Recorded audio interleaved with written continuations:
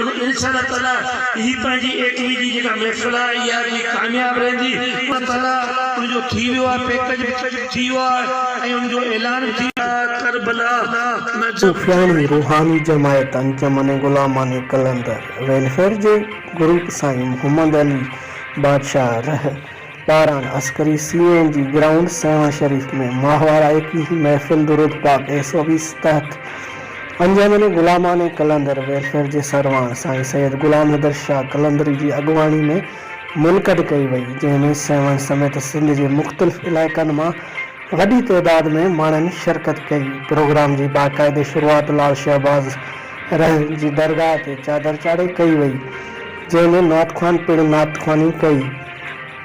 आख़िर में 2 करोड़ दुरूद पाक जा तोहफ़ा पेश करे आलम इस्लाम मुल्क पाकिस्तान ऐं सिंधड़ी सोहारी लाइ ख़ुसूसी दुआ घुरी वयूं, जॾहिं त आयल सभिनी दोस्तनि खे लंगर पिणु खारायो वियो।